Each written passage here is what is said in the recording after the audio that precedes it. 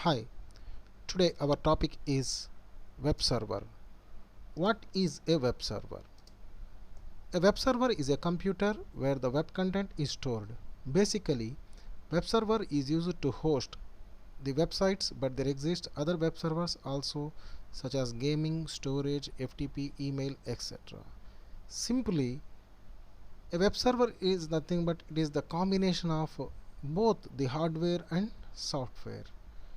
So with this web server you can have different websites. It means a web server stores different websites and its URLs.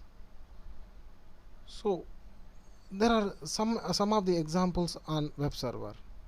Apache HTTP server, it is from Apache Corporation and it's a commercial product, and you can download also free of cost the Apache HTTP server for your personal use.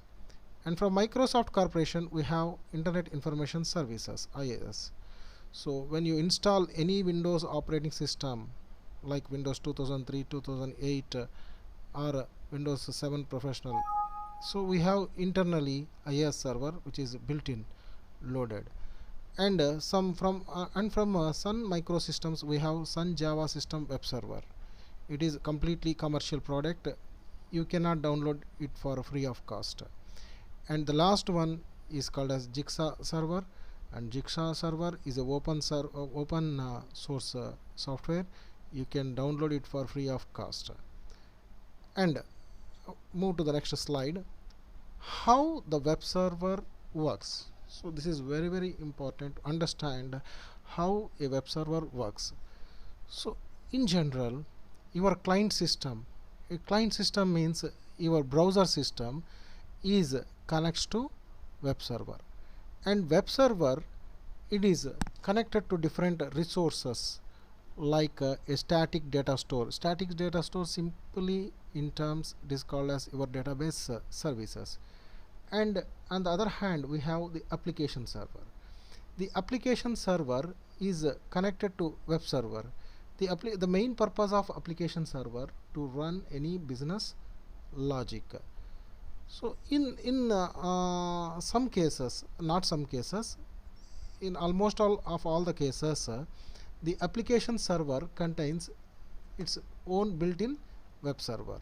But it is not the reverse case. A web server never contains application server.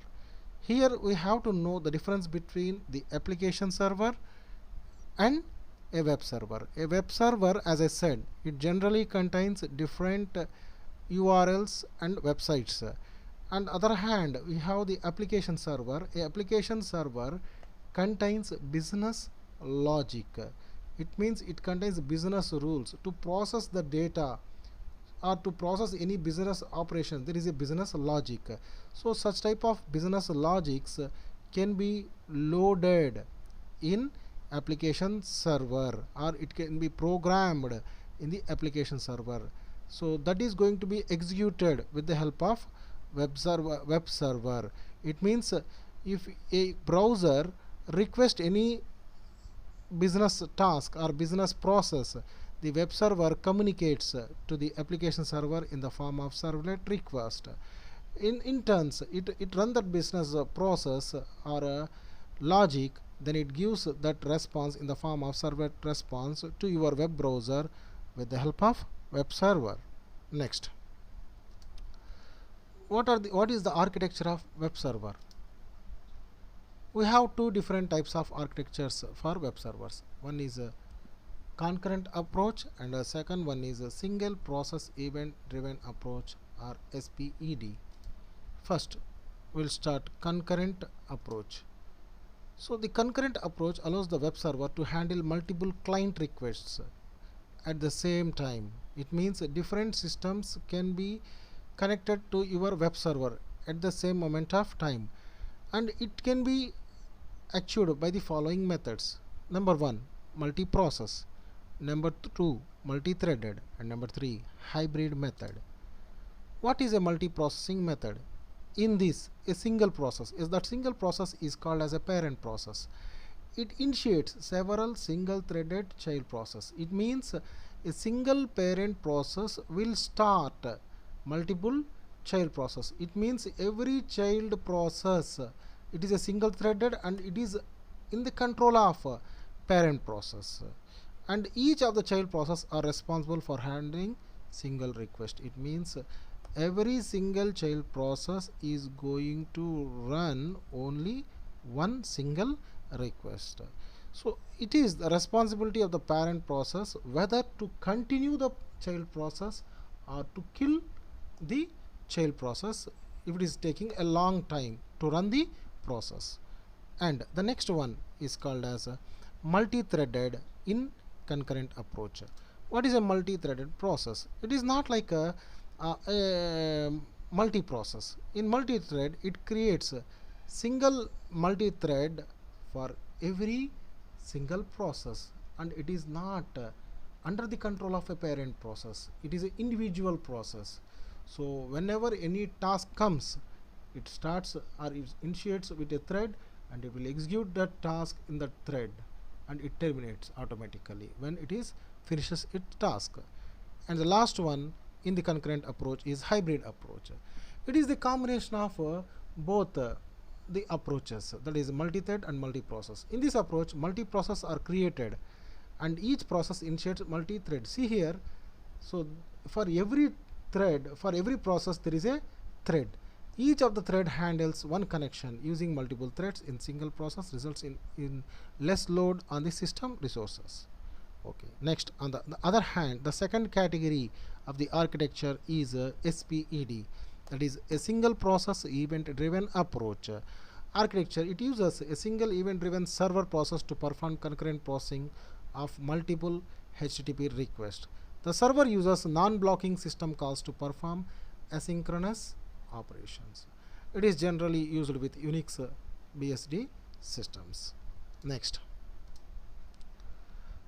what is an multi-tier application architecture? In simply, the multi-application tier architecture or entire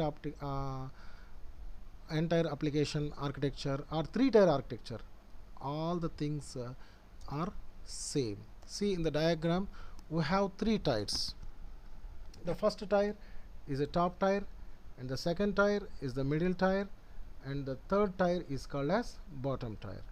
What is the top tier? A top tier is simply called as the user interface or the client system or client tier, where user interacts with the web server or database tier with his browser. A browser is nothing but a Chrome. Google Chrome is a browser software, or the Microsoft Internet Explorer is also a browser software. There are many browsers like Opera, but here, what is a browser? What is the use of browser? In browser, user types the URLs, and that URL is connected with the help of web server. So what is the use of the user interface tier? The user interface tier is to send only request to the web server. As we discussed in our previous slide, a web server is nothing but collection of different websites and URLs, and it is this web server is also connected with the application server and also with the database tier. See here, in this diagram, the web server, it is in the middle tier. So whenever any business logic, the web server immediately connects with the application server and it will run that business logic. For example, if you take a electricity billing system, in electricity billing system we have the business logic, like for 1 to 50 units there is one type of calculation, and from 51st unit to 100th unit there is another type of calculation, and like that. So any business operations is going to have its own business logic. So whenever you want to run any business logic, the web server immediately connects with the application server to run that business logic. So that business logic is going to get in the form of response to the web server, and ultimately it passes to the web browser. Next, so whenever user wants to store the data or he wants to retrieve the data from the database, then your web server immediately communicates with the database tier, or the database tier is located in the bottom, that is called as bottom tier. So database means it is based on the requirement. Somebody may use RDBMS systems, somebody may use ODBMS system, and somebody may use RTBMS systems. Okay, right. Next, move to the next slide. Here we have detailed notes for bottom tier, middle tier, and top tier. You go through these notes. Okay, then in the next slide we have the script and scripting languages. What is a script? A script is a program or sequence of instructions that is interpreted or carried out by another program rather than by the computer processor.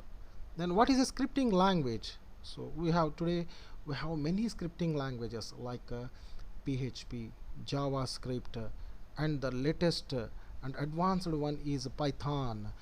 What is first we have to know what is a scripting language. It is a programming language. Programming language means that everybody knows that. So programming language means it supports different types of operators, programming constructs, data types, and so on. So similarly, a scripting language also supports all such kinds of stuff. So see here, a scripting language will run it runs in separate environment. It means see here why we are using scripting language. It is not like other programming language. The other programming languages are used to develop the applications, but the scripting language especially used to develop web applications, and web logics can be run with the help of a scripting language. So next, here when we are talking about the scripting language, there are two types of scripting languages. The one is client-side scripting, and the second one is server-side scripting. So we have to know what is the difference between these two, client-side and server-side. So for that we'll discuss one by one. First, I would like to start the client-side scripting. The program that execute on client side by the web browser instead of the server side. It means if the program is runs in your client system, that is in your web browser, then it is called as a client-side scripting. So upon the request, the necessary files are sent to the user computer by the web server on which they reside. It means when you want to access any file, at that time only your client-side system or client-side scripting language communicates with this server, that is your web server. See here in the diagram, a web browser, it means in the client system a user interacts with the server through web browser, and he types the URL. That URL passes to the web server. In the response, the web server will give HTML page to the web browser. So this is the case in the client-side scripting. And what are the advantages of client-side scripting? It allows for more interactive by immediately responding to user interactions.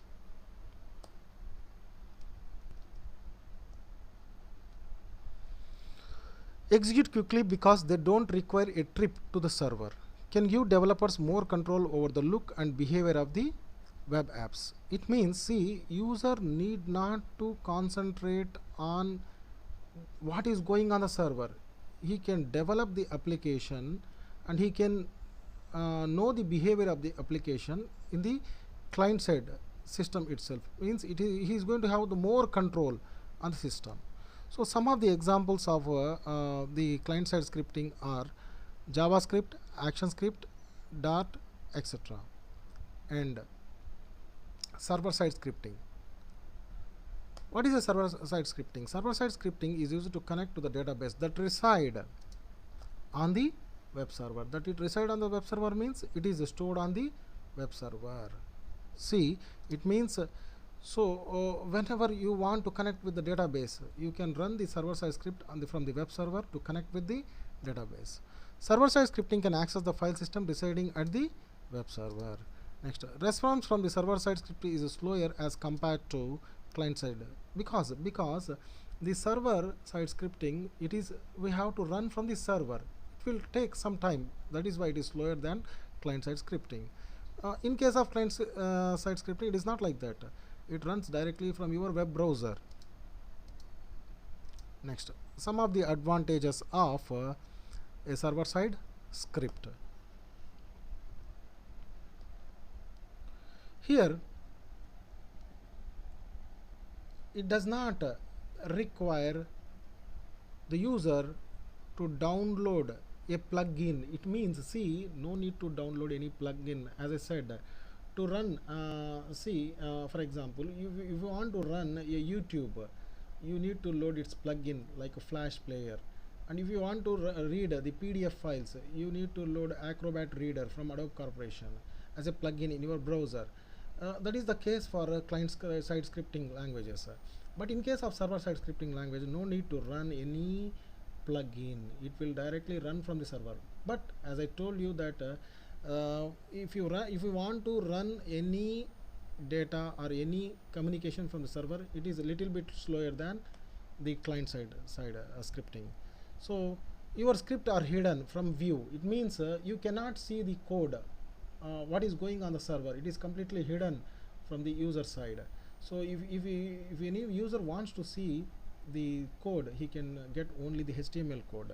So some of the examples for server-side script are ASP.NET from Microsoft Corporation, and JSP, Java Server Pages from Java, and that is Sun Microsystems, and PHP, and the advanced one is Python.